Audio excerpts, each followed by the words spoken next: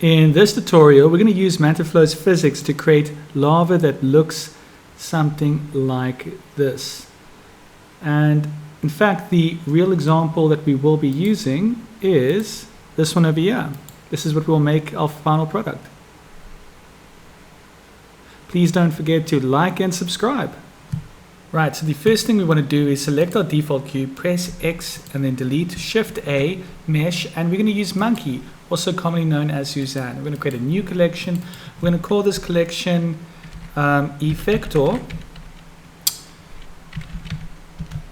and we're going to put Suzanne in that collection. We're going to create a new collection. We're going to call this one Flow, and we're going to press Shift A, Mesh, and we are going to use a icosphere, and we're going to scale this puppy down. Something like that should be fine, and then press G, Z, numpad 1 for a better view, GX, and let's start over here.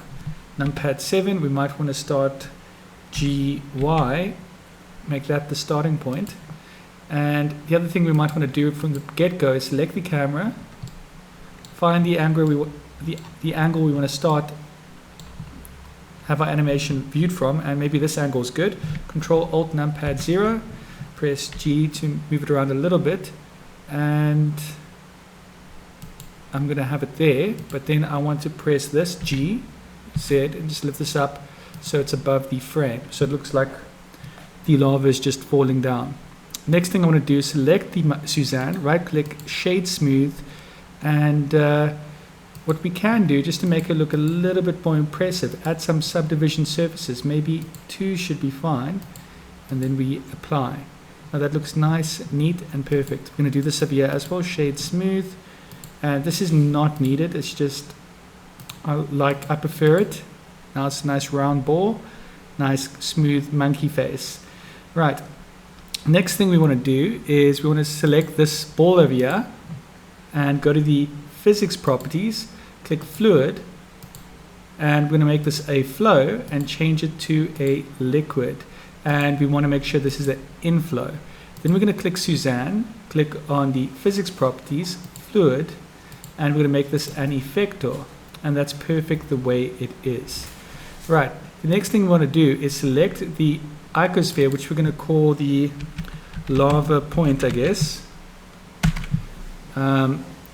And we want to click on Object, Quick Effects, Quick Liquid.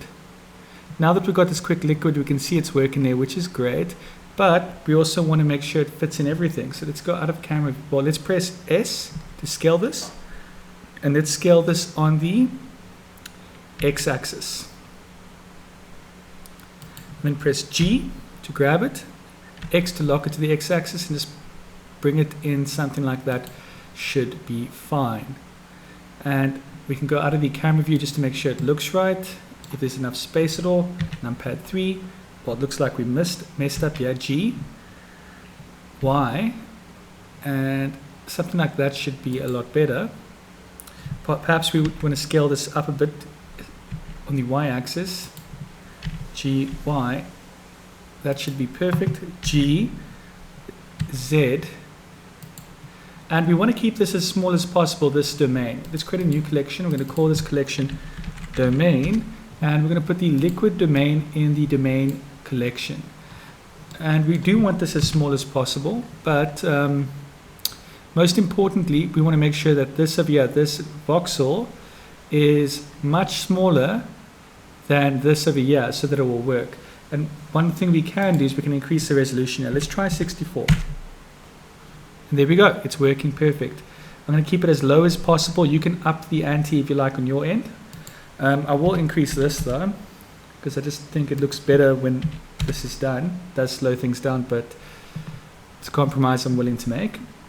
Right. The next thing you want to do is click on diffusion. It's important that we have this set up because we need to make the magma or lava effect, and you probably want this to be on 10, 8, 6, anything high, and we want the exponent to only be 1, so it's got a nice thick sludgy movement to it.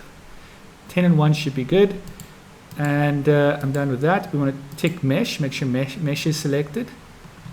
Yeah, it's looking good. And we want to scroll down here. Let's make this animation 125 frames. And we want to make sure all is selected. And we must make sure that this is ticked, or else our life will be hell. And I'm just going through everything quickly. Yep, I'm happy with everything here. Next thing we want to do is, now that we've got our domain set up, let's select this ball over here, numpad 7, which is our flow, and let's move it. So let's press I, location, rotation, and scale. Now we've just set a keyframe here, and I'm going to open this up, and I'm going to change the frames over here. So let's go to frame 30, and we're only doing about 125 frames, so keep that in mind. So now we're going to move this. We're going to press G. So it starts there, so maybe we want to bring it here.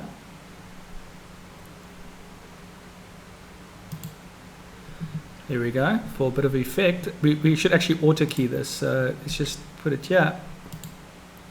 And there, we keyed it. Next frame is, let's try 60. And now we're going to press G, bring it to about here. And let's change to 90. Let's move this here.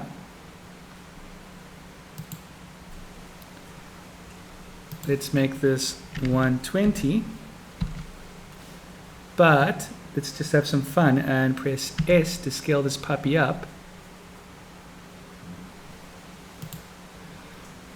And I'm actually going to make this animation last 150 frames. So I want an extra 25 frames.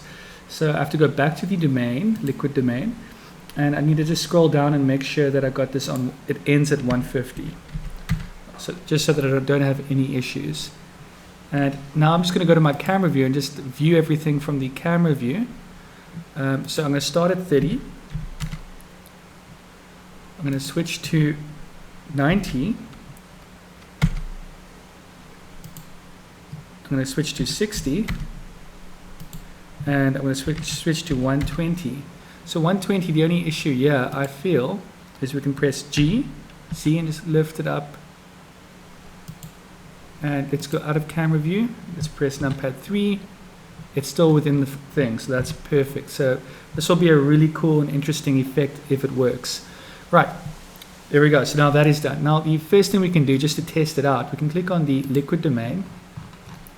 And we can, with all the settings that we set, we can just bake it in. I'll see you after this bake is complete. Alright, the bake completed, but from the looks of things, the flow had changed. So what we're going to do is we're going to go click on our lava point flow, and we need to make sure this goes back to inflow, which I believe we did. If I didn't, my bad. And once you've done that, you go to your liquid domain, and you can now free all and bake all. I'll see you once it's baked. Alright, so that's worked perfectly. Now we can jump to the next step. Make sure you select the liquid domain, which is already selected. And we're going to go to the physics properties, and we're going to click dynamic paint. And we're going to make this our brush. So we change from canvas to brush, and we click add. And that's it, we're done here. The next thing we want to do is select the effector, Suzanne, click dynamic paint, and we're going to make her the canvas, add canvas, and we will have to change a few settings here, like change vertex to image sequence, because vertex grouped, it won't work unless it's an image sequence. Then we can scroll down, and we can click effects, you can enable drip, and once you've done that, you can go to output, select, create a folder and select a folder that there's nothing else in. Mine will be, I've created one on my desktop over here. I accept that there, and make sure you select UV maps, and remove paint maps. It's not needed. It just slows things down for what we're trying to do. You can enable it if you want, but it's not needed for what we're doing. Click wet maps, and once you've done that, click Bake Image Sequence. And this is the end of part 2. And I'll see you at part 3. Alright, so if you were successful, you can go to your desktop and go to the folder where you saved everything in, and you'll see a whole bunch of images called wetmap 0001 all the way down to 150 for every single frame if you did it correctly. And now the next step is you want to grab your monkey head, also known as Suzanne. Here we go, we got her. And we want to go to our modify properties. We're going to add a modifier, and we're going to add a displacement modifier. And it's going to look funky at the moment, don't worry. We're going to click new. Still going to look funky, that's fine. Then we're going to go down here to texture properties, and we're going to click over, well, we're going to leave it on image or movie, and we're going to click open, and we're going to go to that folder where we saved our images, and we're going to go from click on image 1 and then scroll all the way down to the very bottom to image 150. If you made it 150 frames like I did, holding shift and click on that as well, so that everything is selected, and say open image. Right, and now we're moving on to the next step. Alright, and just make sure that you turn this on over here, auto refresh. I almost made the mistake myself on forgetting. And once you've done that, we're going to go back to our modify properties, our displacement modifier. We're going to change our coordinates to UV, and we're going to click UV map over here. And if you mess with the strength and mid-level, you'll get a very, very different result. And the best result is to make your mid-level 0, and then make your strength a negative, because we want the lava to go on top. So maybe negative 0.25. And if we take a look here, we can see, let's go to solid view mode. Part of my video got corrupted, but let me tell you exactly what I did. I didn't do much, so that's okay. First thing you want to do is you want to click on Suzanne. You want to go to the modifier properties, and you can add a subdivision surface modifier and bring it to the top here. When you add it or go to the bottom, you just bring it all the way to the top. And the fluid simulation that's at the top currently, just bring it to the very bottom. It's important. And the more subdivisions you have, the nicer and cleaner it will look, but the slower your render will be. So use your own discretion. If you don't want to use subdivision, that's fine. It's not needed. It's just to give a nicer look. Once you've done that, which is very important, the next thing you want to do is select your liquid domain and make sure that your fluid is brought to the bottom as well. Once you've done that, you must go to your physics properties and scroll all the way down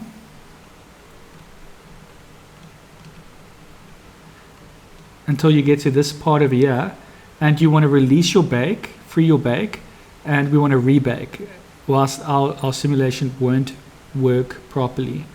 And yeah, let me bake all quickly, and let me just check what settings. 10 and 1. Okay, cool. Bake. I'll see you after this bake is complete.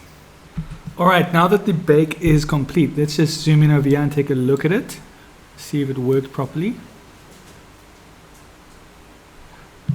And as you can see, it slides in quite nicely, and I guess looks realistic enough.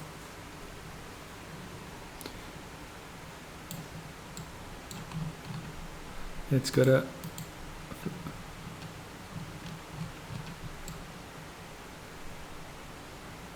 yep, that looks pretty good. Right, so the first thing we might want to do, we're going to select our lava, our liquid domain, go to our material settings, and we might decide to go up here, change from glass to emission, and maybe choose like an orange, and then just increase the strength to 8 or 10 or 12, somewhere around there. If we take a look at how this looks, let's actually see what happens if we make this a bit darker.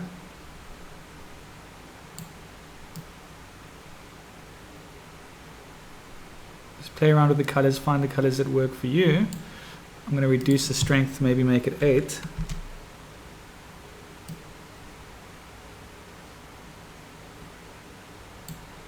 Okay, I'm going to make it 5. There we go. The next thing I want to do is I want to select Suzanne over here, and I want to go to material settings, new material, and in this case we're going to go to our shading settings on top here, and we're going to press Shift A, hover the mouse over here, Shift A, and type in image for image texture to appear. Select that, and we can connect this like that, and we can press open and go to the place where you have all your wet paint, and let's select them all and use this. Here we go, hold in Shift, select this, open, and click auto refresh. That's quite important for it to work properly. Alright, we're going to press Shift A, we're going to, in the search, we're going to type in mix, and we're going to use a mix shader. We're going to connect the wet map over here to the effects, and we're going to connect the mix shader to the surface, and then we're going to use two different types of BSDF shaders depending on the condition. So let's put this one at the top, and let's choose a color. You know what, I'm going to go crazy. I want to delete this. I'm going to make it glass. So I'm going to go to my shaders over here, and I'm going to use glass, because why not? Could look cool, who knows. And then after that, I'm going to press Shift A. I'm going to add a different type of shader. I'm going to use an emission shader because I like the lava effect. And just so that I can see what's going on, I'm going to make it green for a second. And it looks like it's working, which is a good sign. But let me quickly go to my... Okay, well, if it's in this layout, we should be able to tell a little bit better. One thing we do want to do is increase the strength here. Let's make it 10. And what happens if we switch these around? Okay, cool. So then we definitely want the emission shader to be at the bottom and the glass shader to be at the top. But we probably want this. Let's just make it a different color to see if we can notice it. Let's make it 10 over here. And with that done, that brings us to the end of this tutorial.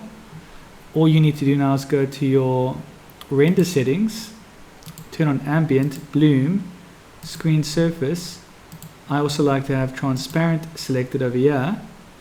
And yeah, that's about it. Now all you need to do, let me just double check.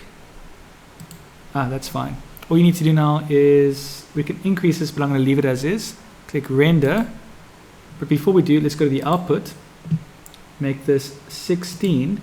And we're going to render it as a PNG first. So we're going to select this, go to desktop, and we're going to go to this temp file, which is empty. Create a new file. And so it has a place to render all these 150 images to. I'm going to make it 0 compression, which is the worst quality, but it's the fastest. And I'm going to render animation. And I will see you once this animation has been rendered out. I actually almost forgot. We have to go to our layout before we render. And we have to switch to our viewport shading over here. And we can switch this quickly to our shader editor. And we can play around with this. Maybe we decide we want to make it a different color like that. And you can play around and decide what color you like. I am going to make it something similar, because why not? I'm happy with that. And the other thing we want to do is click on the light settings, make it sun, and then make it 15 should be enough. And then we also want to click over here while we're in object mode. The last thing you probably want to do is make your glass pop. Currently the background of the environment is gray, which means our glass doesn't look that great. So the way we can change that is go back to these shading settings. Everything is correct here, but we need to go to the world over here, delete this background because it's messing up our image. Now our image has gone completely dark because there is no background. But if we press Shift A, textures, go to the environmental texture, connect this to the surface, go to HDR Haven for a free HDR image, find one you like. I'm using this one at 2K. You can find whatever one you prefer. Once you've found that, you can download it, and I've downloaded mine here. You can open it up, and within seconds, boom, we have a nice HDR image, which I'm quite happy with. And the other thing you could play around with just a little bit is the light itself. Problem here is if we click on this over here, the domain, and we go to the material settings, we're going to have to just reduce this to maybe 3 or 2. And once that's on 2, we go to the light, make this 25, change this to a warmer color. Try a cooler color, but I'm going to use a warmer color, and press numpad 7 and press, you can R to rotate the light to a different angle. I'm thinking somewhere like that should do the trick. Numpad 1, which I'm quite happy with. At least it's got a gloss effect. How does it look in our render view? Let's keep on pressing R until we find, well, one thing we can do quickly is just select this, go out of camera mode, numpad 7, and just find an angle that makes our render look nice. And to be honest,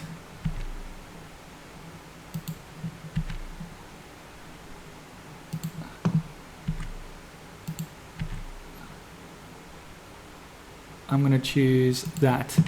There we go. And I'm going to just minimize this quickly. I'm quite happy with that. The other thing you could play around with, because it's going to look a little bit funny now that we've changed the strength of, actually we could, just to save time, we're going to leave this on 5.